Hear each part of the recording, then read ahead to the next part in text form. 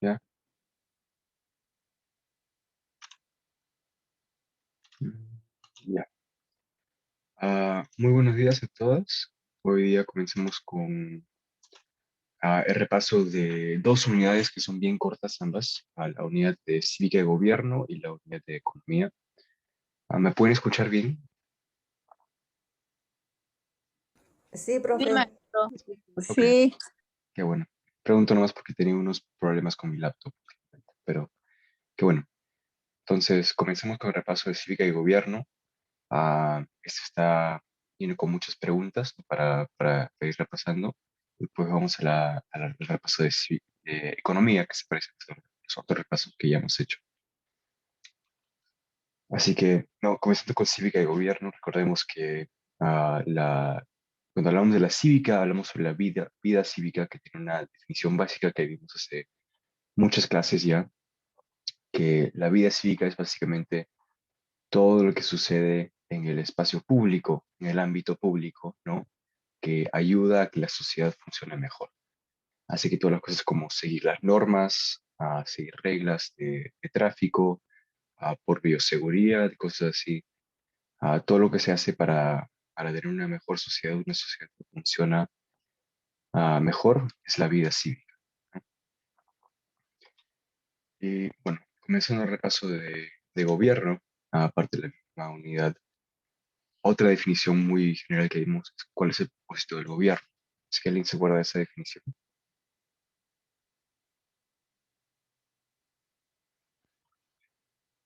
Si no estoy bien, era una definición muy general que vimos al inicio de la el gobierno existe para servir y proteger a sus ciudadanos y para crear y hacer y ampliar las leyes.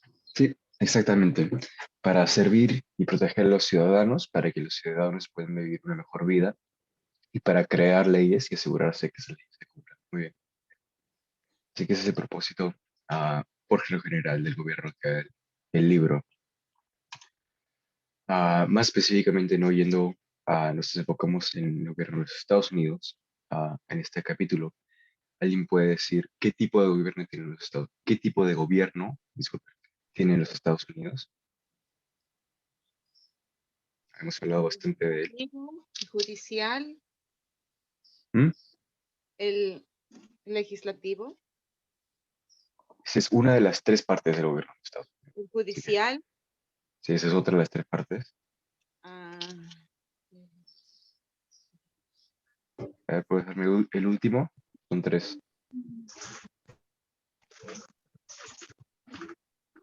buenos días. Buenos días. Buenos días.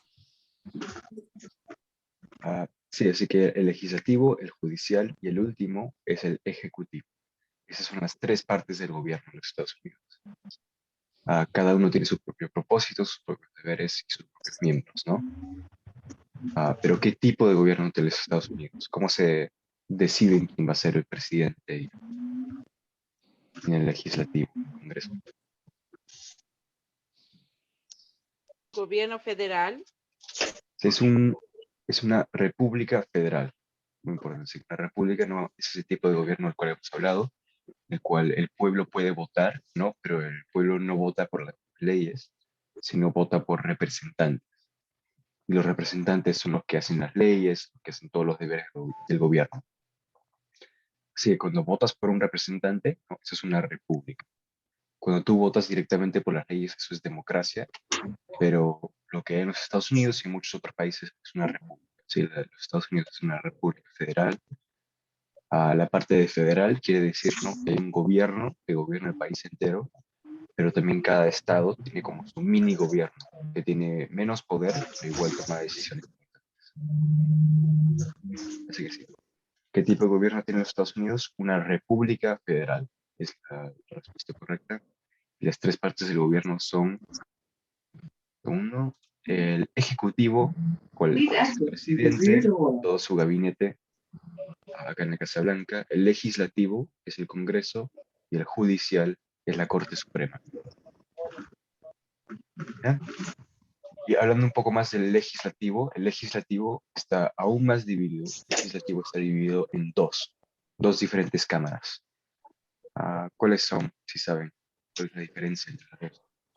la cámara alta y la cámara baja. Esos son los dos tipos de cámara, ¿no? Sus nombres son, el de la cámara alta es el Senado y la cámara baja es la Cámara de Representantes. Así que sí. El Senado es la cámara alta y la cámara baja es la Cámara de Representantes. El Senado es la cámara alta porque por lo general tiene un poco más de poder. Tiene menos miembros, solamente tiene 100 miembros. Por eso es un poco más difícil ser elegido como senador. Tiene más poder y es la cámara alta. En cambio, la cámara baja, pueden ver acá, es esta acá a la derecha, tiene muchos más miembros y es mucho más fácil ser elegido a la Cámara de Representantes. Y por eso se considera la cámara baja, ¿no? Pero ambas tienen muchos poderes y ambas son muy importantes para pasar leyes, ¿no? En el gobierno. El legislativo es el que escribe las leyes. Perdón, maestro, ¿qué dijo que la cámara alta es el Senado? Sí, la cámara alta se llama, en los Estados Unidos, la cámara alta se llama el Senado y la cámara baja se llama la Cámara de Representantes. Gracias.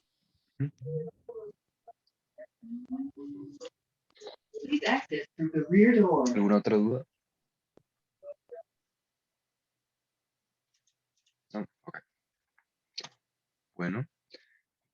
Entonces, otra importante diferencia entre el Senado y la Cámara de Representantes, no la Cámara Alta y la Cámara Baja, es cómo se define cuántos miembros tienen cada uno, ¿no? Porque eso es un tema muy importante en la política de los Estados Unidos. Así que, ¿alguien se acuerda cuántos miembros tiene el Senado? Tiene menos que la Cámara de Representantes, pero ¿cuántos tiene? Es un número bien fácil de recordar. Son 2 por estado. Ujú. Sí, muy bien. Así que en total son 100. ¿Cuántos estados son? 50 estados, así que son 100 senadores. 100. 50 estados, 2 por cada estado, así que son 100. En cambio, en la Cámara de Representantes se define de otra manera, ¿no? Acá abajo tenemos el mapa que lo muestra, pero en la Cámara de Representantes cada estado tiene cierta cantidad de representantes según su población, ¿no? Así que vamos a ver que los estados con grande población como California y Texas y Nueva York tienen muchos representantes, 53, 36, 27. Pero los más chiquitos con poca población, como estos acá del medio, como Dakota del Norte, Dakota del Sur, tiene solamente uno, porque hay muy poca gente que vive en esos estados. Pero es que en el Senado cada estado tiene la misma representación, pero en la Cámara de Representantes depende de cuánta población tiene tu estado. Así que es un poco ¿no? diferente las dos formas. En la Cámara de Representantes, los estados grandes tienen más poder, ¿no? Obvio, porque tienen más representantes, pero en el Senado, los estados chiquitos tienen más poder, ¿no? Porque están igual de poderosos que los estados grandes. Así que esa medida que el Senado tenga 2 por estado y que la Cámara de Representantes sea un poco más proporcional a la población, no es para que todos los estados tengan más o menos el mismo poder en el gobierno, para balancear los intereses de todos los estados. Continuando, la siguiente pregunta es, ¿cuál es el propósito de la Carta de Derechos? ¿No? Si no recuerdo, una Carta de Derechos son las primeras 10 enmiendas a la Constitución, que se hicieron justo después de que se escribió la Constitución de los Estados Unidos. No, hay varias partes, no son 10 enmiendas, pero ¿cuál es el propósito de las 10 enmiendas de la Carta de Derechos? Hacer respetar las leyes. Un poco hacer respetar algo importante, no ciertamente las leyes. Protege los derechos individuales. Sí, hace respetar los derechos de los ciudadanos, ¿no? Protege los derechos de los ciudadanos. La Constitución en sí misma, cuando se escribió originalmente, no decía nada sobre derechos, ¿no? Solamente decía cómo elegir el presidente, cómo elegir el Congreso, cosas así, cómo tener un gobierno. Pero no había nada que protegía los derechos de los ciudadanos. Así que poco después de que se escribió la Constitución, se escribió la Carta de Derechos. Son 10 enmiendas que protegen derechos como la libertad a la expresión, la libertad de la religión, a la libertad de la prensa, muchas otras cosas que son protegidas por la Carta de Derechos. Y la última pregunta de este repaso de gobierno es, Es un poco más general, ¿no? Sobre diferentes tipos de gobierno. Hablamos un poco sobre la República Federal que tiene los Estados Unidos, pero ¿cuál es la diferencia entre una dictadura y una monarquía? ¿No? Acá a la izquierda tenemos una foto de una monarquía, la reina de Inglaterra, y que a la derecha es una foto del dictador Augusto Pinochet de Chile. ¿Cuál es la diferencia más importante entre una dictadura y una monarquía? La monarquía, dijo usted que se iba pasando el poder entre los familiares. Ujú. Sí, muy bien. Básicamente es eso, ¿no? Que la monarquía, el que gobierna, no solamente una persona, sino una familia real, ¿no? Cuando Ujú. muere uno, su hijo o hija va a ser el siguiente rey, el siguiente monarca, como se le dice. En cambio, una dictadura es típicamente solamente una persona, típicamente un militar que toma el poder después de un golpe de Estado o de una crisis parecida, y es solamente una persona, ¿no? Que tiene todo el poder. En una monarquía, típicamente el rey tiene todo el poder también, pero es una cosa que es, ¿no? Como dije, es una familia que gobierna. Cuando muere el rey va a ser su hijo que va a ser el siguiente rey. En cambio, en una dictadura, es solamente esa persona. Y la dictadura típicamente solamente dura por un ratito, ¿no? Después regresa la democracia. Eso es el fin del repaso de cívica y gobierno. Si no hay ninguna pregunta, entonces vamos al de economía, ¿no? ¿Todo bien? Ya. Sí. Entonces, comenzando con economía, ¿escuchan? Ya, vamos a ver algunas de las reglas importantes de economía, comenzando con la de costo y beneficio.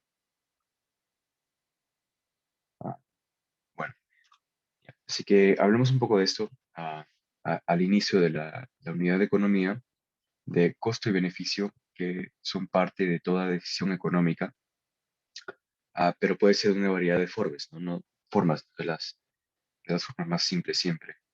Así que, ay, disculpa, que acá se cortó un poco, pero lo que dice es que el costo es todo lo que se desprende para obtener algo, ¿no? Hablando sobre decisiones económicas. Así que cuando piensas en una decisión económica, lo más simple de pensar es comprar algo, ¿no? Así que hay que decir que vas a comprarte un auto nuevo, ¿no? Un auto nuevo. Y puede ser que cuando pienses en eso, el único costo que te imaginas inmediatamente es el del auto, ¿no? Cuánto sea, hay que decir, $10,000. Te vas a comprar un auto nuevo, $10,000. El costo en eso, no solamente el precio, ¿no? Sino el costo también es tener que ir a la tienda, ¿no? Tener que comprar el carro, recogerlo, el mantenimiento del auto, del carro en el futuro, todo lo que va a costar eso, todo el esfuerzo que requiere tal vez manejar o aprender a manejar, a conducir el auto. Todas estas cosas son partes del costo de esta decisión económica. No solamente el dinero, sino también todas las otras cosas que te pueden costar. Tiempo, esfuerzo, riesgo, no, el riesgo de meter en un accidente. Pero en cambio, no solamente hay el costo, pero también hay el beneficio, ¿no? Y el beneficio no puede ir más allá del simplemente dinero, del dinero que te puedes ganar. Puede ser otras cosas como otros beneficios como orgullo, a ver, regresando al ejemplo del carro, puede ser la libertad que te puede dar tener un auto, no de poder ir a donde tú quieras, no solamente dentro del transporte público, sino en cualquier otro lugar. Puede ser el beneficio de poder ir tal vez a un trabajo un poco más lejano donde puedes ganar más dinero, cosas así, ¿no? Cada decisión tiene varios costos, varios beneficios, ¿no? Más allá de simplemente dinero. Y para tomar una decisión económica, se supone que se hace un análisis de costo y beneficio, ¿no? Donde miras todos los costos, miras todos los beneficios, no todos, y ves cuál te parece mejor a ti. Y así se hace básicamente un análisis de costo y beneficio. Puede ser que se hace mucho más seguido de lo que se piensa, ¿no? Pero en sí eso es como se definen las decisiones económicas, son decisiones que se hacen haciendo un análisis de costo y beneficio.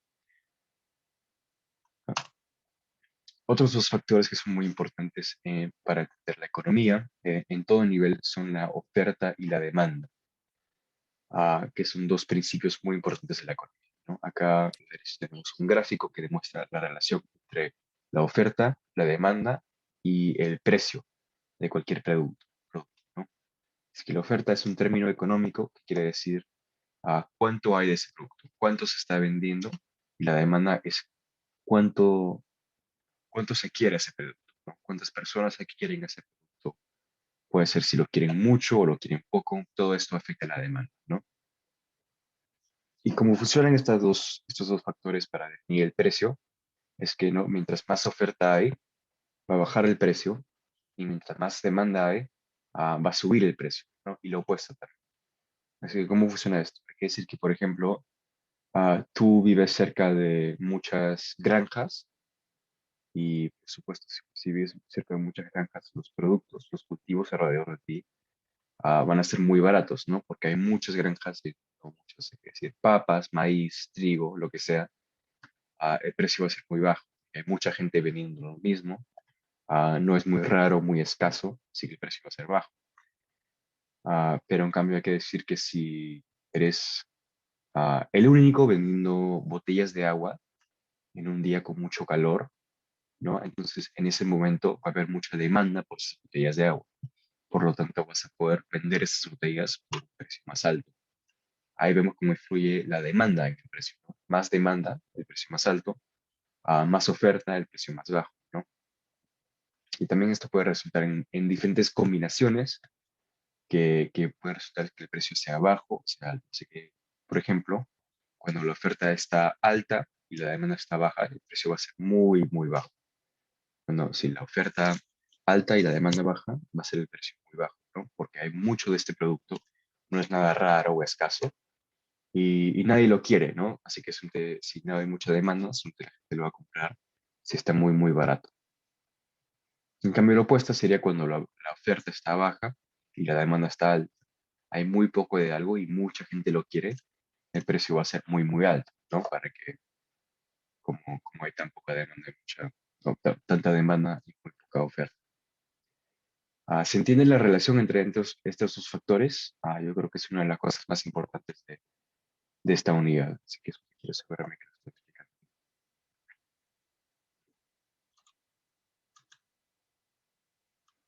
¿Sí? ¿No hay ninguna duda? No, no. No. Ok, qué bueno. Entonces, seguimos. Ahora hablando un poco sobre la microeconomía. No, hablamos un poco sobre el análisis de costo-beneficio, que es como tú tomas una decisión económica. La microeconomía se enfoca en las decisiones individuales tomadas por personas, ¿no?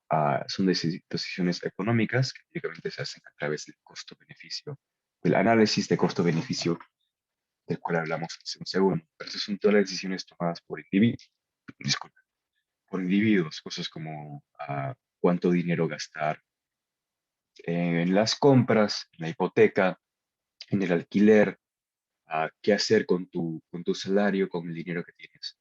Todas las decisiones que toman los individuos son parte de la microeconomía, ¿no? Micro quiere decir chiquito, y como son los individuos que lo hacen, es como la economía más chiquita.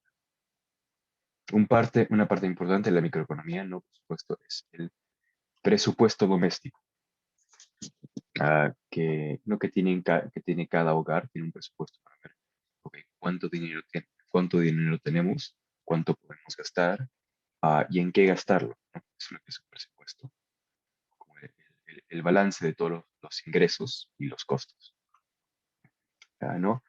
Y en esto es importante, por supuesto, tener un presupuesto balanceado. ¿Qué quiere decir? Es un presupuesto balanceado, es un presupuesto en el cual hay más o igual de ingresos que costos. Así que estás gastando igual de plata, de dinero, de lo que estás ganando, o estás ganando más. Así que no, eso es bueno porque es lo que no es fácil de hacer, y de esa forma no adquieres una deuda, ¿no? Una deuda se adquiere cuando estás gastando más de lo que estás ganando, lo cual es parte de la microeconomía, ¿no? Se hace a veces cuando quieres comprar algo muy grande, ¿no? Como un auto, como un hogar, puede ser un departamento. Puede ser que gastes más de lo que tienes, pero eso es solamente un ratito, ¿no? Y típicamente después de mucho rato vas a pagar esa deuda, ¿no? A lo largo del tiempo. Pero si una persona está en un sitio muy malo económicamente, adquiere muchas deudas, tiene muchas deudas y no tiene cómo pagarlo, puede ser que esa persona llegue a la bancarrota, ¿no? La bancarrota es un proceso que se hace con el gobierno y con las compañías a las cuales le debes dinero, en el cual encuentras forma de resolver todas tus deudas. Y puede ser bueno, no puede ser que le ayude a la persona a empezar de nuevo, pero también viene con ciertos aspectos malos, ¿no? Que es muy malo para el crédito del individuo si uno hace el proceso de la bancarrota. Pero bueno, eso solamente en casos extremos de deuda.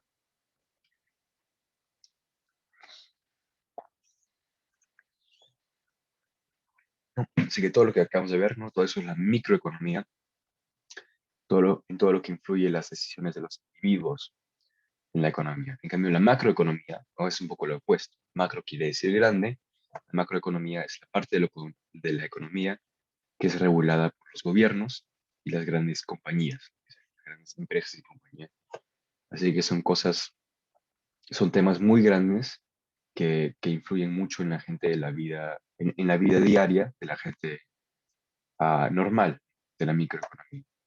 Sí, ejemplo, cosas como el salario que ganan ciertos trabajadores, el precio que ciertos productos o servicios tienen, eso lo define el gobierno y las compañías, ¿no? Las compañías deciden cuánto pagarle a sus trabajadores, por cuánto vender sus productos o servicios, y el gobierno pone ciertas regulaciones para asegurarse que todo esto sea justo. Así que el gobierno tiene un salario mínimo para asegurar que no le paguen muy poco a sus trabajadores, las compañías. Puede ser que el gobierno tenga ciertas regulaciones en precios y servicios en forma de impuestos para asegurarse que no se cobre mucho o muy poco por este servicio. Y el desempleo no es una cosa que, por ejemplo, el gobierno o las compañías decidan, va a haber cierto desempleo, pero sus decisiones y las decisiones y las leyes que el gobierno toma o enacta tienen mucho efecto en el desempleo, ¿no? Pueden regular y cambiar el desempleo dependiendo de las decisiones económicas que toman estas grandes compañías o el gobierno en la macroeconomía, ¿no? Y todas estas cosas, todas estas decisiones resultan en muchos factores que pueden resultar por lo general, en dos tipos de condiciones de economía, ¿no? Una economía fuerte, el tipo de economía que quieres tener es una en la cual suben los salarios, las compras, la demanda y los precios. Puedes tener un poco malo que suben los precios, pero si suben los precios, también están subiendo los salarios, todo está creciendo, todo está volviéndose más grande, hay poco desempleo, así que todos tienen empleo para poder pagar por lo que necesitan. Eso es una economía fuerte, es una economía buena. En cambio, lo opuesto, una economía débil, sucede cuando los salarios son bajos, nadie está comprando nada y los precios puede ser que los precios también suben, pero los salarios se mantienen bajos, no hay mucha compra y hay por lo general alto desempleo. Eso es una economía débil, no mucho se está comprando, no mucho se está vendiendo, no hay crecimiento de salarios, precios ni de nada. Eso es un tipo malo de economía, una economía débil. Y hablando de economía débil, no puede ser que vaya un poco más de ahí. Hay varias formas en las cuales la economía puede ser débil, y estas son algunas de ellas. Habrán escuchado de la depresión. Se acordarán en la unidad de historia estadounidense que hablamos de la Gran Depresión, la crisis económica más grande en la historia de los Estados Unidos. En una depresión sucede cuando los salarios y los precios bajan, ah, y el empleo también, ¿no? Así que los precios bajan, eso no es tan malo, pero los salarios siguen más o menos al mismo nivel. Y el gran problema es que no hay trabajo, el empleo se reduce tremendamente. Así que puede ser que los precios no sean tan malos, pero como nadie tiene empleo, nadie va a poder pagar esos precios. Eso es la depresión.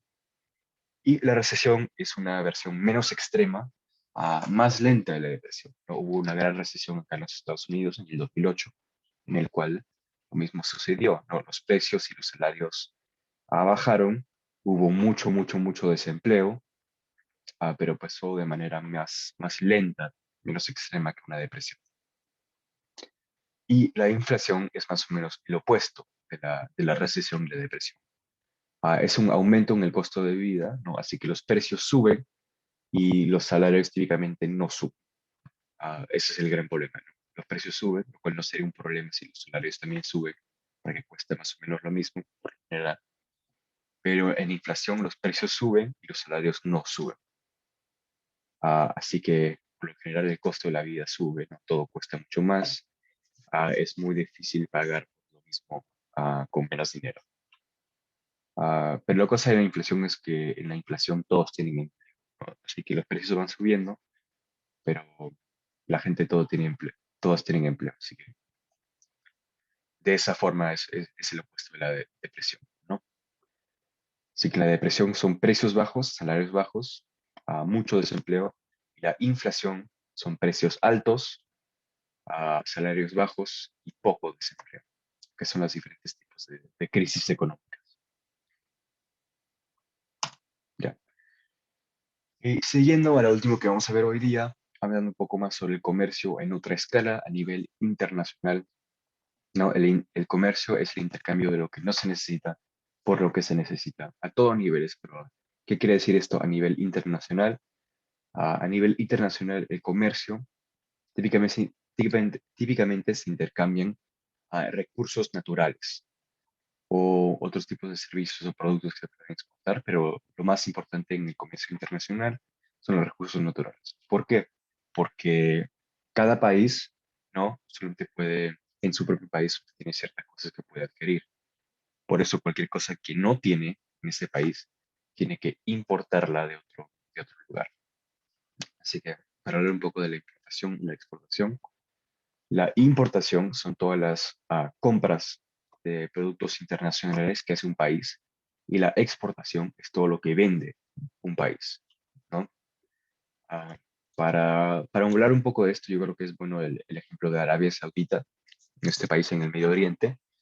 Hablamos sobre él la última vez y yo creo que es buen ejemplo porque tiene una geografía muy extrema, ¿no? La geografía de un país es lo que decide cuáles recursos tienen, am, qué tipo de actividad económica se va a realizar en ese sitio. Así que si recordaran, Arabia Saudita es un país con mucho desierto, muy pocos recursos naturales, aparte del petróleo. Tiene muchísimo, muchísimo petróleo. Así que por eso esto define muchísimo el comercio de Arabia Saudita. Tiene mucho petróleo, así que exporta ese petróleo, ¿no? Tiene más petróleo de lo que necesita, así que por eso se lo vende a los otros países. Pero como es un país lleno de desiertos, es muy difícil crecer alimentos en ese país, ¿no? Es muy difícil crecer cultivos, así que por lo tanto importa, compra, la importación no son las compras internacionales, compra mucho comida y otros recursos así de otros países, pero vende mucho petróleo. Y de esa forma vemos cómo la geografía de Arabia Saudita define su comercio, porque tiene muchos recursos limitados en términos de comida, pero tiene mucho petróleo. Así que vende ese petróleo y compra comida y otras cosas así. Ah, una cosa de la cual hemos hablado bastante en esta clase, no a lo largo de los estudios sociales, es de la colonización, ¿no? Que obviamente ha jugado un rol muy importante en la historia, pero lo mencionamos acá en la unidad de economía, porque la colonización es sobre todo una práctica económica. La colonización se hace y se ha hecho en el pasado para, como acá dice, controlar el comercio del país, que es colonia, y para ayudar la economía del país que está haciendo la colonización. Así que, por ejemplo, regresando a la historia, ¿no? Cuando España creó su imperio por toda Latinoamérica, España hizo eso ah, para ganar oro, plata, cultivos, tierra, cosas que ayudaría a España económicamente, pero eso fue muy malo, no para las economías de los pueblos que ya existían en la región de Latinoamérica.